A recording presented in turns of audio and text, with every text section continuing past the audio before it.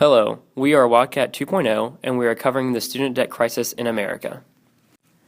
The problem affects millions across the United States. Students are now graduating with an average of around $30,000 in debt.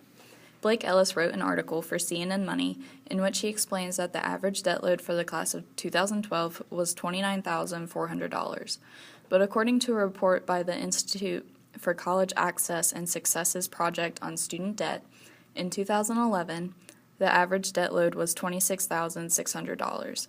This shows that the debt is increasing substantially in 1 year. Borrowers are graduating with more debt, but they're also having a harder time applying their education to its intended use. After graduation, many of them find themselves unemployed or taking on a job that's below their education and skill level. They are also on the hook for student loans that they will struggle to repay based on their current income. One statistic states that a shocking 39% of new graduates are working such jobs. Oftentimes, students find themselves having to pay back their loans for over a decade, which makes it harder for them to buy a car, house, or other investments.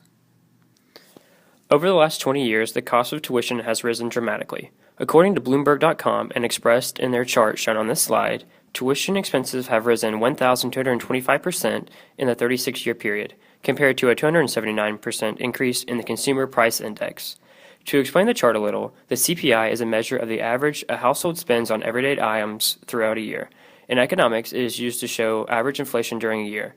This chart shows that the price of everyday life has gone up just shy of 300%, while the cost of tuition has gone up over 1,200%.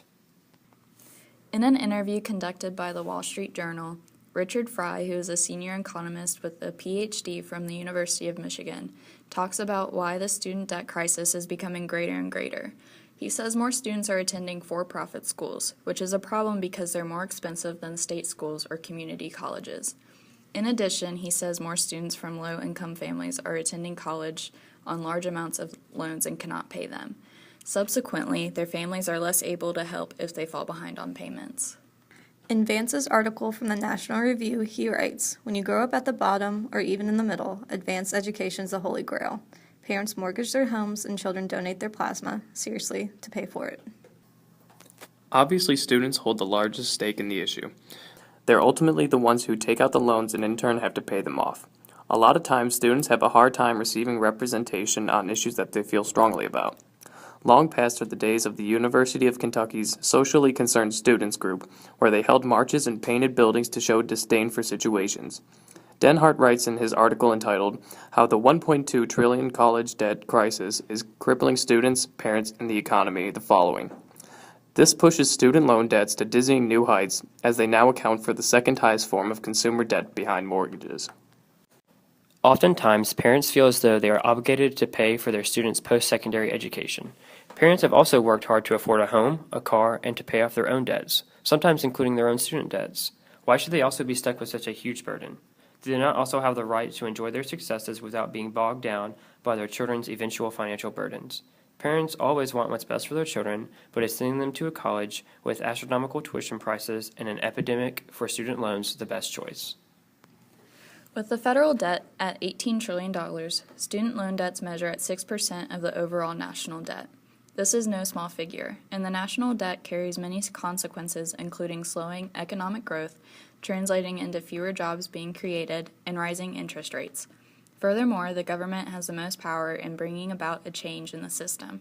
Lenders have created the FAFSA website, which is where students go to obtain their loans from the U.S. Department of Education. FAFSA is an application where lenders find out for what types of financial aid students are eligible for. In some cases, the website makes it seem very easy to obtain the money without them fully understanding the ramifications. College administrations have been consistently raising the price of tuition over the past 20 years. The allotment of funds for state colleges from their respective governments have been going down, which was reflected in the aforementioned rising tuition cost. Furthermore, any change in tuition price is ultimately left up to the administration unless government intervention occurs. Our group has developed a multifaceted solution, calling for an overhaul of our current system in a major way. To begin, there will be more selective admission for all public colleges and universities. A minimum 3.5 GPA out of high school is required to begin your freshman year at a four-year public institution. If a student does not have a 3.5 upon graduation, but have at least a 2.5 GPA, they are eligible to attend a community college. Tuition at all four-year public universities will be free. However, students will be responsible for covering the cost of room and board, including housing, meal plans, and books. For those that will be attending a community college, we propose freezing the tuition at the state average upon inception of the law. There will be a 1% increase on tuition every following semester. After completion of an associate's degree from a community college with a 3.5 GPA, students can apply to a four-year university to complete their education. The FAFSA will remain intact for students attending community college. If a student's GPA should fall below a 2.0, they will be placed on academic probation for one semester. If their GPA does not return to a point higher than a 2.0 after the completion of the probationary semester, then full government sponsorship ceases. The student would then be responsible for paying the remainder of their college career out of pocket or via federal student loans. Private colleges will not be affected by this bill. Also, graduate schools are personally funded by obtaining scholarships, federal student loans, or paying out of pocket. Calling on you as voters that are attending college to make a difference in the future.